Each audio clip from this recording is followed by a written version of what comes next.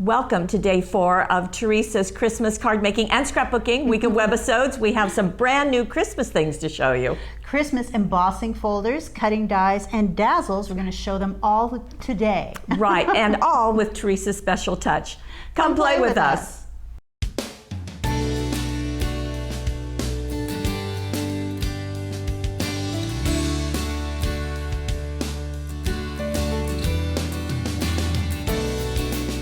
And here they are. Here they are, and we're going to start with cutting dies. This is Dove with piece cutting dies. You're getting 4 cutting dies in there, ranging from 4 to 2 inches. And of course, there are always ideas on the back, and these are perfect for Christmas. They are, and we have 2 embossing folders, as you can see, because they're silk screened on the front. So we have the fancy Christmas tree and the fancy snowflake. I think we're all about fancy. Right. Of course, ideas on the back. And Dazzles. Right. 4 different new Dazzles. So we have winter birds, we have Christmas frames, and Christmas long greetings. Now our everyday greetings have just sold like crazy. Right, and you're those, gonna those love 42, this. yeah, those long greetings. So these are just like that, but for Christmas. And then we have a double stick greeting. So this is going to be very fun, as you can see, and add different embellishments. So let's get into our projects. Let's do that. And the first one is going to incorporate a couple of those Dazzles. These are the winter birds, as you can see, and they're just perched atop the die cuts. And this is the first of the double stick Christmas greetings. And they are covered with the silk microfine glitter. So that's just super easy. You can place your double stick Dazzles right onto your card and then start putting your glitter on, rub them on with your finger, just and burnish, shake off the excess. Yeah, just burnish them lightly. And I'll tell you, this is the black microfine glitter, and this 1/2 ounce is going to go so far. Oh, it definitely is. There are 19 pieces on those greetings, so you're getting lots of Christmas greetings, 19 with little embellishments as well. And with the winter bird stickers, they're really cute. Lots of birds, reeds. Charming. Very charming. 24 pieces on this one, so lots to play with there too. And you know that the project is in the gallery, but it's also using the Merry and Bright Artful Card Kit. So that's where you get those fun papers and the die cuts that add such a nice background. Right. Now we're going to move to a new use or an unusual use of Dazzles. And Teresa has done this, creating it, using them as a stencil. And this is the Christmas frames. Now this Dazzle comes in gold, as you can see. And there you can get a close-up of what the images look like. And I love this because you're getting pieces that are actually framed, so ready-to-go pieces for individual artwork, as well as greetings. And borders. Swirls and borders. Yeah. This has 42 pieces. So, okay, how are we going to get this? Because that does not look like a Dazzle to me. Well, the interesting thing and the kind of the neat thing that Teresa said is once she figured out that you could use these for stencils, isn't that wonderful? Because you can use any of your Dazzles as stencils, and this is the way you're going to do it. I'm going to pick up one of those frames just like this. And what she said is that she placed it right onto her cardstock and didn't press down hard. Now, my own suggestion is to place this either on your body or on a piece of clothing to sort of get a little bit. I use blue jeans. Blue jeans are perfect for that, but I wanted you to be able to see it. So, so that you can get just a little bit of the tackiness off to make sure that you can peel it up afterwards. Go ahead and place that. I'm going to just lightly straighten it a little bit. I am touching it, but I'm not pressing it down. Now I've got the Cosmic Shimmer Sparkle Texture Paste. This is glittery. Yes, very and fun. It's the red variety. I've got one of my palette knives here. These are sold in a pack with several other sizes. Pretty good amount that I'm going to get. And then you're just going to skirt it across the top. Don't worry about going off the edges of your Dazzle, and don't worry about making this a very thin layer. Actually, I kind of like leaving it a little bit thicker because Really? you're going to get more definition. Yeah, you can certainly do that with your stencils. They don't have to be, especially with the glitter. If you make it very thin, it tends to move around the glitter such that it leaves white spaces. So, really? So Okay. I kind of like to leave it a little bit thicker. Yeah, I was wondering how you're going to get the Dazzle. Yeah, I'm going to use my X-Acto knife. I'm just going to find the corner. There Your we retractable go. pen knife. Retractable pen knife, and pull that up. Oh my. And ta-da. Now you just let that dry, and then you can cut it out right around that border. Wow. Now, if you want to pull that away, there's something else I want to show you. I'm kind of showing the glitter first. Absolutely. Okay. Then Teresa said that she just placed this on her craft sheet and then wiped it off because she was able to use again on the inside of her card. But I wanted to show just briefly, I did this yesterday, so here it is all dried, and you could still cut that out. But if you leave it, some of it on there, I kind of thought that was a neat dazzle too, and you can use that dazzle anywhere you want. So you can clean it off or allow some of it on there. And that's kind of a nice look too. So I should open up the card, I think. Sure. So there we have the embossing paste technique. And then on the inside, okay, there's the dazzle in its entirety. After it's been cleaned off, she just used it again. Wow. Isn't that amazing? Let's back up a little bit. What a fun idea. And you don't have to use them over again. If they get too messy, you know, then you've got just that stencil. Throw them away and buy more. Is that what you're saying? Well, you know, whatever you need to do, but it's nice that you can use them again. That's a technique to remember. Did everybody write that down? You're nodding your heads. Okay, scrapbookers, here we go. Look at this page, and this has got several things going on, but it begins with the Christmas Wonder. As you can see, we've got two papers. One has been trimmed down and placed on that starry sky one, and giant triangles of trees, but then also Teresa's brought in the embossing folder. So there's the embossing folder used on dark green cardstock. It's just it's a very rich look, I think, and I love that she went in with her pencil and added little stitch marks on top of the embossed areas. Okay. She did a lot of stitching around this page. You see it on those trees. I want to point out those triangles. You can just cut triangular shapes of paper, but Teresa has also supplied a template that you can download for easy stamping and printing. I do need to tell you that Teresa has a background in applique. When actually, when she and I first met 400 years ago, she was doing applique. Holly jolly holidays. So there's those long greetings, of which there are 55 pieces. I love that there are also little pieces that go, little embellishments all over with these. Now, scrapbookers, I bet you didn't think of using those greetings on your scrapbook pages, and I think it's a brilliant idea. Well, it's perfect. They're very long, and so they can really span your the piece like that. We've also got the cutting die up there that's been cut out of the glitter paper from this Christmas Wonder paper. It's kind of the faux glitter, right? It's just paper. It's from the Christmas Wonder. The swirl is part of that cutting die, as is the word peace that's been done out of black and that same pattern paper. Do it twice and then offset. Oh yeah, and the two photos. Did you notice the garland around the trees? The dazzles, yes. Dazzles, thin line dazzles. Isn't that wonderful? Just back and forth, and that creates the garland on those trees. Okay, that's the thin line. There are 63 in there. Fun. Just that little bit of shimmer just does such a nice job. And right here, emboss the tree separately a few times, and then cut out the yellow stars, and you've got stars for your tree. Okay, so that's part of this tree. It is. Well, what a good use of so many things.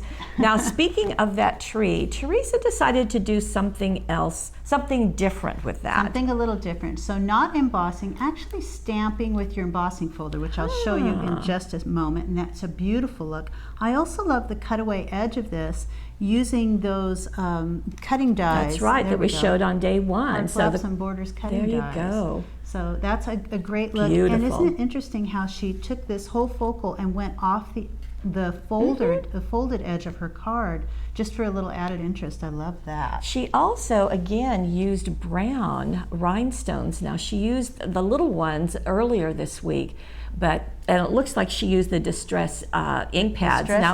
If you wanted a more finished stamp, you could use any of the other kinds of ink pads. So the chalk or the dye This is base. more of a textural kind of a watercolor look. You could also emboss it and then just ink the top of that raised edge with your ink pads. I've got watercolor paper, which is what she used. I have the embossing folder, and I have two of the inks from the Distress ink set number 5, I believe. So peeled paint and faded jeans. And if you can turn any of your embossing folders into a stamp, and you have to ignore our little note on the back that tells us what this is. Just try to ignore that. So here is the raised edge, and that's where I'm going to put the ink. So notice it's not the silkscreen side, it's the opposite side. Correct. Okay. So you can feel that on there. You just want to go around, get the ink all over. Teresa said that before she stamped this, she went around the edges and removed some of that extra ink around the edges. And That I'm not always going to do seems that. to get there. Okay. I'm not going to do that for time's sake. And then a little blue right down the center, which is kind of a nice, different look. And then before she stamped it, she just spritzed it just a little bit, she said. So let me see if I can spritz it just a little bit, not too much. Then place your paper on there.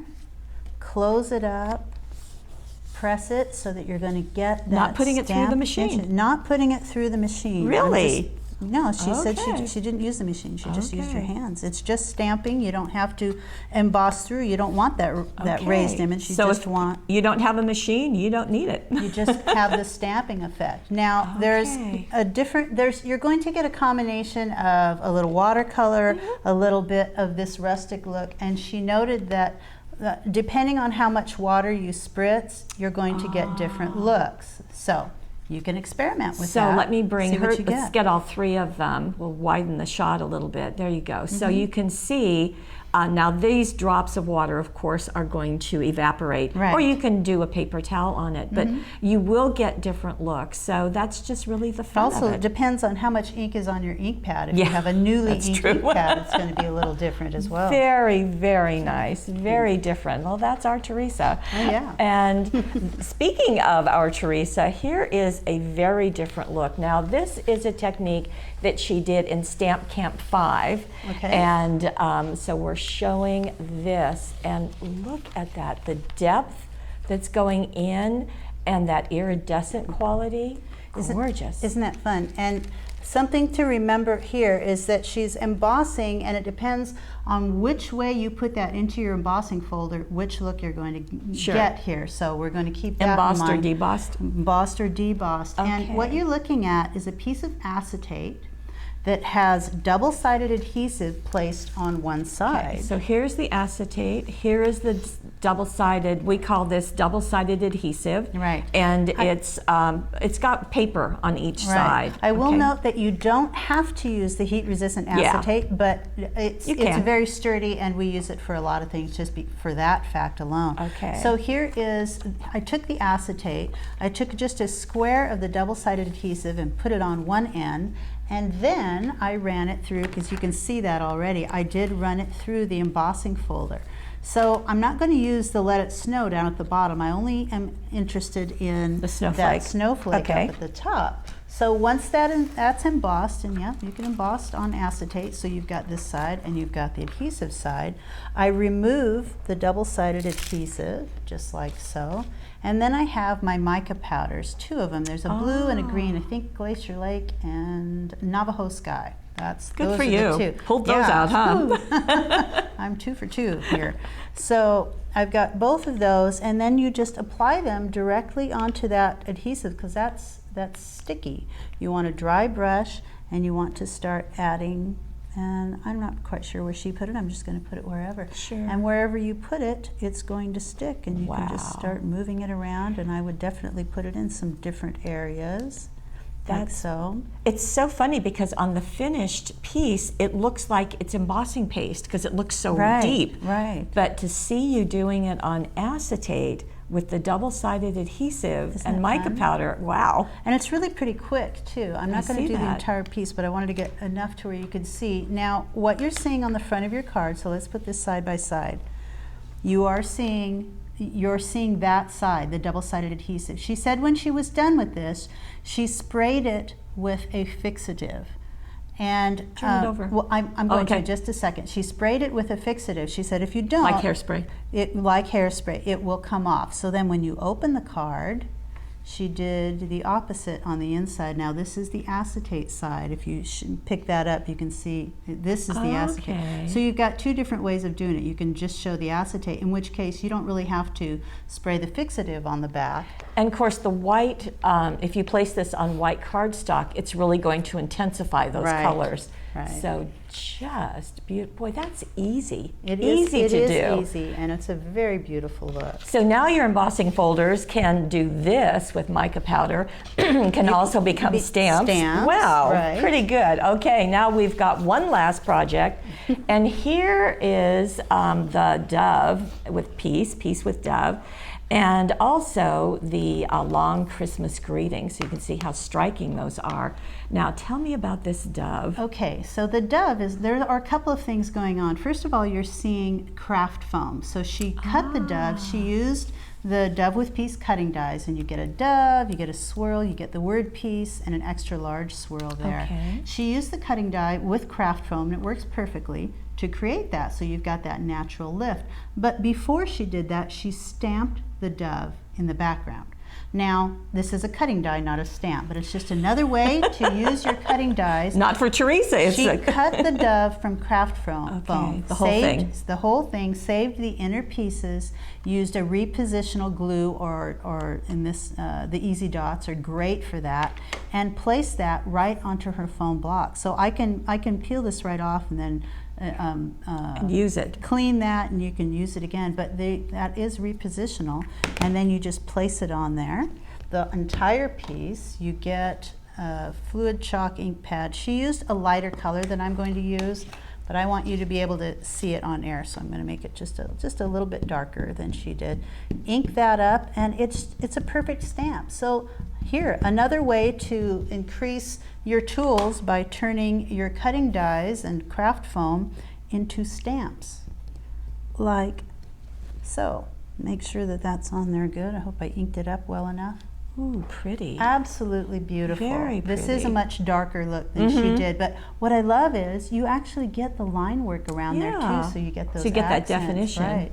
Very pretty. You want to let that dry and then use the Spectrum Noir sparkle pens, and if I put it on there now, I think it'll just sort of muddy it up. You won't really be able to see it. It sort of moves around the ink, but I don't know, you might be able to see that sparkle. That's going to give it that sparkle. There you go. There you go. You can see that sparkle. So that's what she did. Okay, so again, she did the cutting die out of the craft foam, right? Stamped it, and then removed the inside part of it, or removed the outside part of it, and placed it on top. Or just put a new one on top. Or put a new one, yeah. Because another thing about doing this, you notice you can place it this way. You can also turn this over so that you can stamp the opposite going direction. the other way. Which is another great use. You can stamp it this way or that way. And there's that little other flourish, and then Merry Christmas with the long Christmas greetings. That's my favorite new use of a tool, the cutting dies, turning it into a stamp. And again, that was also out of Stamp Camp 5 DVD. Right. So Teresa's just turning your tools into other things today, your Christmas tools, turning embossing folders into stamps, and turning Dazzles into stencils. Right. And, oh my goodness. So we've just got lots, and that's what Teresa provides for us. So we just really enjoy that. Now, please join us tomorrow. We're going to have a wonderful wrap-up. You're going to love the projects. Wait till you see them.